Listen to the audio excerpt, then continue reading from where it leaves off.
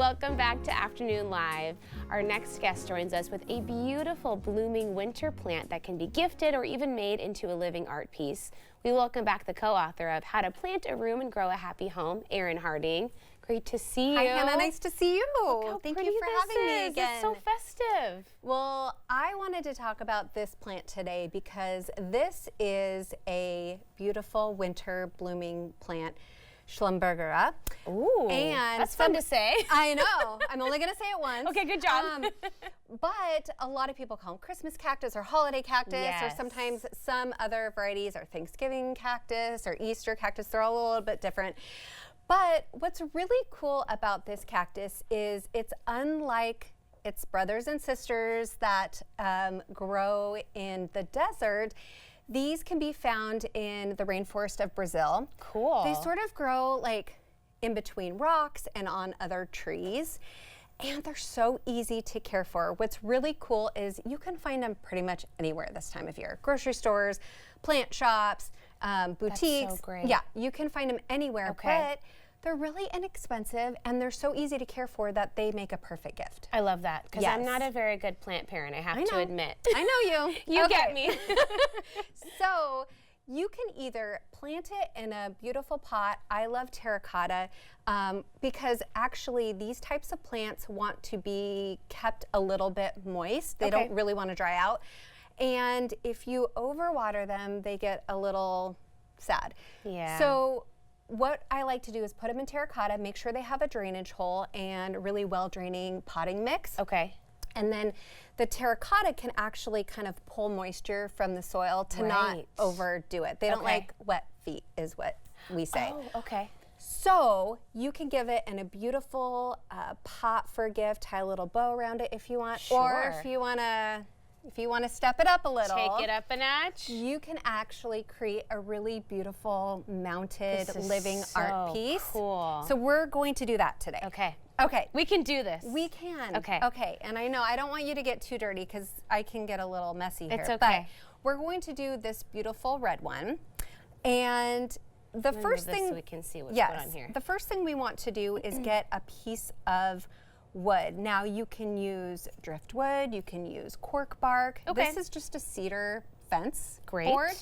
And it's a great size because you can just cut it in multiple pieces. Just buy one board. You can always have a few on hand.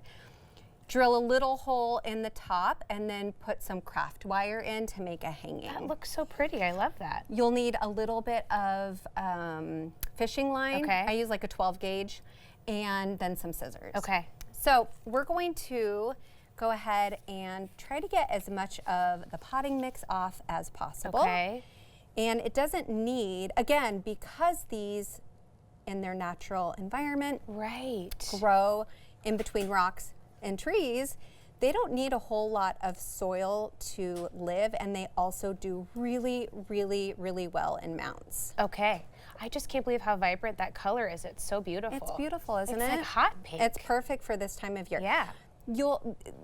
These flowers will bloom in different colors, not on the same plant, but different colors. We have white, pink, red. You'll find purple and even orange. Oh, fun. Yeah. Okay, so we're going to take a little bit of preserved river moss. Okay. This is actually local. I get this locally, but you can also do sphagnum moss if you need to. Okay. You're going to sort of wrap this in a little ball. Okay. And this is what is going to protect the plant. And you're just going to sort of wrap it. Oh, make sure all of the It's a little cocoon. dirt is covered. Yeah. You can just shove those under there.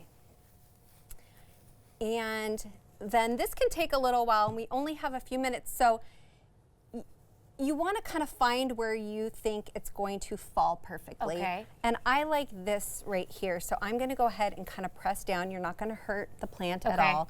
And then you're just going to pack more moss around the plant. Okay. This is kind of like a grand experiment, like you're just figuring out as you go. Well, just wait till you see me try to tie it up on my own. Okay. I'm here to help. Okay. So we're going to make it, I just like doing a little ball here.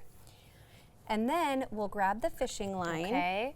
This is where it gets fun. This is amazing what you can do with this stuff. I know, it's beautiful. And this will this will live for years. That's amazing. My husband's grandmother had one, the same one, for 30 years. Wow. Yes, so we have plenty of time with these if we do it well. Okay. Okay, so we're just gonna tie it up here. I like to start down here. You'll put it under here. Oh my gosh. I know, see? This is amazing.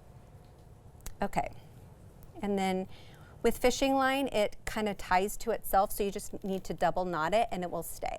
Oh, okay. So just do 2 knots and it will stay here. And then you can kind of tighten it as it's on there. Okay. Now, I lift it, and then this is where it gets a little tricky. Okay. But you just wrap as tight as you can. Okay. And you're not gonna hurt it, so the tighter the better. Nice. And it really does just disappear in there. I mean, you cannot see at all what's going on. Yeah, you can't see it. So while I'm wrapping this, I'm gonna talk about care real quick. Okay. If you have it in a pot, you wanna make sure that you're giving it bright light during the day, and then during the night, it needs to sleep. So it needs actual darkness at night. That's how you're going to get it to bloom. Oh. So about 10 to 12 hours of darkness, and then you can give it light the rest of the day. Okay. Then you can fertilize it in the spring and winter. It won't, or spring and summer. It won't be blooming then, but that's when it will start the process. Okay. It still needs some TLC, even if you don't see Yes. the blooms. And then you'll see the little buds start to form on the top, and that's where the flowers will come from. Okay. So, how do we get this? How do you finish it?